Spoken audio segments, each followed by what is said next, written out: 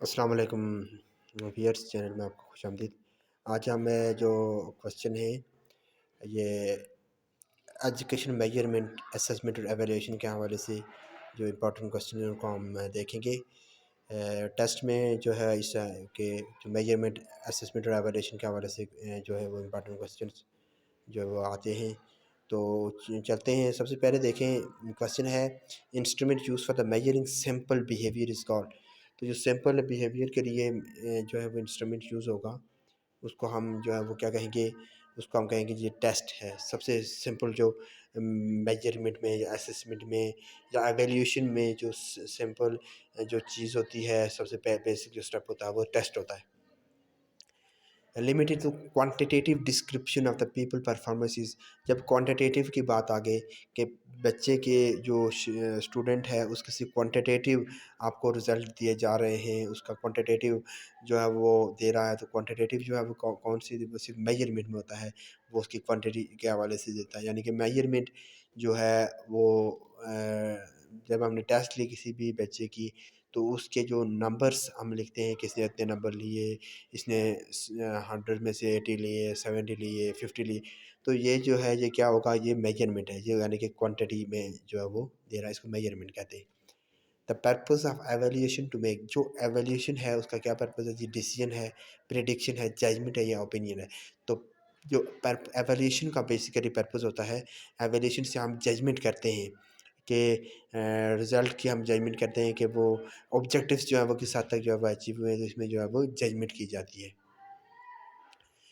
Next है the purpose of the evaluation is to make judgement about educational. अच्छा, जो educational evolution में जो जजमेंट की जाएगी वो किसकी जाएगी, एजुकेशन क्वांटिटी की जजमेंट की जाएगी, क्वालिटी की जजमेंट की जाएगी, एजुकेशन टाइम पीरियड की जजमेंट की जाएगी। तो देखें, एवोल्यूशन जो है वो बेसिकली जजमेंट करता है एजुकेशन क्वालिटी को। एजुकेशन क्वालिटी जो है वो किस हद तक इम्प्रूव हुई है, कितनी इसमें क्वालिटी है और इसकी जो है वो क्या सतह है इस एजुकेशन क्वालिटी की, तो एवोल्यूशन क्वालिटी को जज करती है। Evolution that monitor learning process is called. अब देखें, जो एवोल्यूशन की टाइप्स हैं ये डिफरेंट होती है। एक प्लेसमेंट एवोल्यूशन होती है, डायग्नोस्टिक एवोल्यूशन होती है, फॉर्मेशन एवोल्यूशन होती है, सबमेटिव एवोल्यूशन होती है।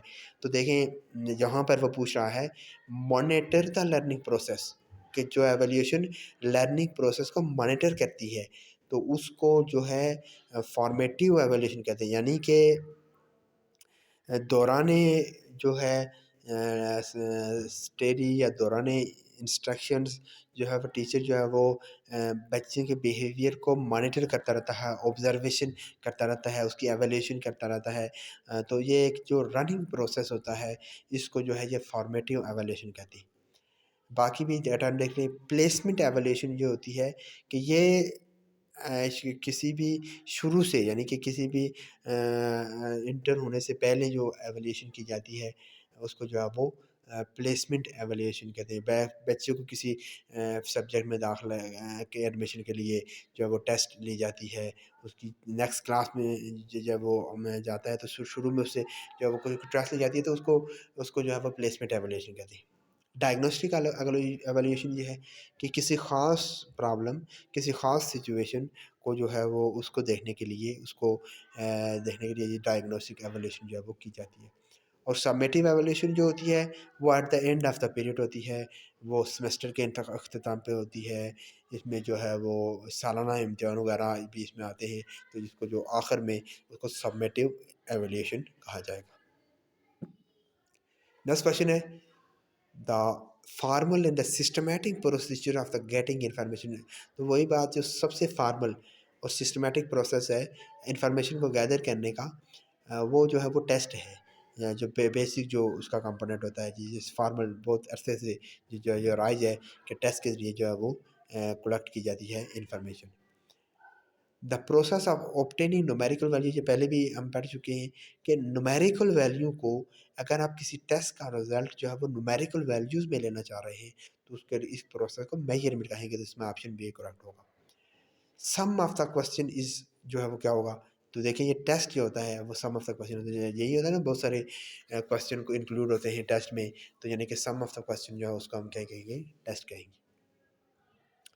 The first step in the measurement is, जब हम मेजरमेंट करने के लिए जा रहे हैं, तो सबसे पहला स्टेप आप क्या करेंगे?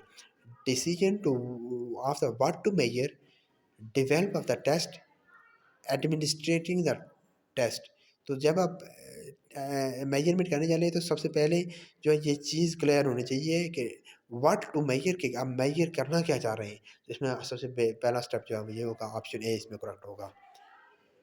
The purpose of the formative evaluation, next question ये देखिए, the test very popular with the classroom teacher is, classroom teacher में जो सबसे ज़्यादा आजकल जो टेस्ट जो वो हो रहा है, तो उसको जो ट्रू फॉल्स टेस्ट है, मल्टी चॉइस है, मैचिंग कॉलम से में है, या कॉम्पिटिशन टेस्ट है, तो इसमें मल्टी चॉइस जो है ये सबसे ज़्यादा यूज़ हो रहा है। इसमें ऑप्शन बी करेक्ट होगा। Frequently use tool for the summative evaluation, और समेटिव एवेल्यूशन है जिसके बारे में हम पढ़ चुके हैं। Summative evaluation at the end of the course होगा, वो सेमेस्टर के अख्ताम पे भी हो सकता है, वो ईयरली जो है वो पेपर्स और टेस्ट भी हो सकते हैं। तो उसके लिए जो है वो क्या की जाती है, कि टेस्ट ली जाती है।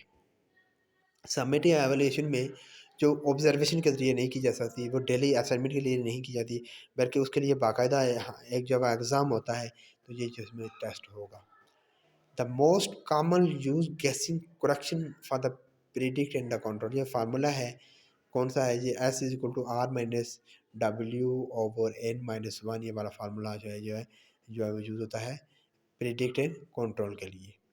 समेटिव एवेल्यूशन डायग्नोस्टिक है, क्लैरिफाई जजमेंट है, कॉन्टीन्यूस है। तो देखिए ये सबमिटिव एवेल्यूशन जो है ये क्या है, ये सर्टिफाइड जजमेंट है, कि इसमें जो है वो सर्टिफिकेट जजमेंट करके आखिर में सर्टिफाई किया जाता है, उसको डिग्री भी जारी की जाती है, सर्टिफिकेट भी दिया जाता है at the end of the जो है वो course, at the end of the semester, end of the year जो है वो ली जाती है।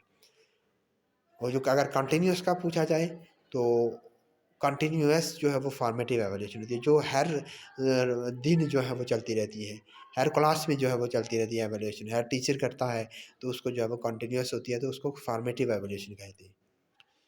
The difference between the maximum and the minimum values, ये स्टैटिस्टिक का क्वेश्चन है कि मिनिमम और मैक्सिमम वैल्यूज़ के दरमियान जो डिफरेंस होता है उसको क्या कहते हैं, उसको रेंज कहते हैं। तो इसमें ऑप्शन सी करेक्ट होगा, range. The number of the score laying in the class interval में जो नंबर ऑफ द स्कोर होते हैं, ये भी स्टैटिस्टिक का क्वेश्चन है इसमें, तो उसको फ्रीक्वेंसीज कहते हैं, कि किसी भी क्लास इंटरवल में कितनी दफ़ा जो है वो कोई वैल्यू आकर कर रही है, तो इसको जो है वो क्या कहेंगे, फ्रीक्वेंसी कहेंगे। Multi choice question is compose of the question refer S, multi choice question में जो क्वेश्चन दिया जाता है, जो ऊपर स्टेटमेंट होती है उसकी, उसको क्या कहते हैं, उसको स्टेम कहते हैं, या इसमें ऑप्शन ए करेक्ट होगा, स्टेम। जो ऊपर जिस तरह से क्वेश्चन है, तो ये जो है a multi choice question is compose of question refer S, तो ये क्या हो गई, ये स्टेम हो गई है। जो इसमें करेक्ट ऑप्शन होगा वो रिस्पॉन्स होगा। देखिए जैसे इसका करेक्ट ऑप्शन है स्टेम, तो ये इसका रिस्पॉन्स है। और जो गलत हो गई बाकी ये जो है वो गलत है, तो इसको डिस्ट्रैक्टर कहते हैं। In norm reference test item is best, norm reference test में कौन सा आइटम जो है वो बेस्ट होगा। तो देखिए जो बेस्ट आइटम जब होता है, डिफ़िकल्ट जो है वो नहीं है, जब टेस्ट को मेजर किया जाता है उसके क्वेश्चन, तो उसकी देखा जाता है कि क्वेश्चन जो है वो किस लेवल का। तो जो है 50 नियर 50 जो हो गए हैं, तो वो जो हैं वो क्या होंगे, वो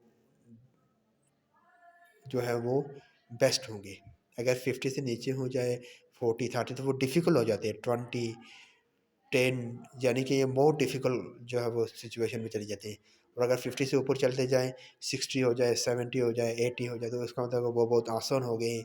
तो इसलिए ये जो है ये नियर 50 होना चाहिए। Which question has increase objectivity of the marking, objectivity जो है मार्किंग में कौन से क्वेश्चन में ज़्यादा होती है, तो ये मल्टी चॉइस क्वेश्चन में ही ज़्यादा होती है। Facility value of the less than 0.20 as, जैसे मैंने पहले भी बताया कि 0.20 यानी 20% से जब वो नीचे आप आ जाएंगे, तो ये आइटम जो है वो डिफ़िकल्ट हो जाएंगे। Objective type question have advantages for ऐसे type question such as are easy to mark, objective type question को मार्क करना जब इजी होता है, तो इसमें ऑप्शन सी जो है जो करेक्ट होगा। Description value of the more than 0.4 mean जो अगर 0.4 से ऊपर हो जाए तो आइटम एक्सेप्टेबल हो गए हैं, यानी कि 50 तक जो है वो एक्सेप्टेबल है, 60 तक, लेकिन उससे जब ऊपर जाएंगे तो वो आसान हो जाएंगे। Test involving the construction of the Saturn pattern are called, किसी सैटर्न पैटर्न के ऊपर जो है वो टेस्ट जो है वो ली जा रही है, उसको इंटेलिजेंट टेस्ट कहेंगे, स्कोलेटिस टेस्ट कहेंगे, परफॉर्मेंस तो ये परफॉर्मेंस टेस्ट में आता है। In multi choice custom the stem of the item should be क्या होना चाहिए, मीनिंगफुल होना चाहिए। स्टेम जो है वो क्या होना चाहिए, यानी कि वो स्टेटमेंट होनी चाहिए वो क्या होनी चाहिए, लार्ज और स्मॉल की बात नहीं है, लार्ज भी हो सकती है स्मॉल भी हो सकती है, लेकिन वो क्या होनी चाहिए, मीनिंगफुल होनी चाहिए। What appropriate word will use to make an objective behavior, objective behaviour के लिए कौन सा वर्ड कहते हैं कि वो ज़्यादा क्लोज है जी, to know, to appropriate, to understand, to construct, तो इसके लिए क्या होगा, टू कंस्ट्रक्ट द बिहेवियर, तो ये होता है तो कंस्ट्रक्ट होगा। Objectives represent the purpose of instruction of a teacher are called, तो जो ऑब्जेक्टिव पर्पस ऑफ इंस्ट्रक्शन को रिप्रेजेंट करते हैं उनको इंस्ट्रक्शनल जो है वो ऑब्जेक्टिव्स कहा जाता है।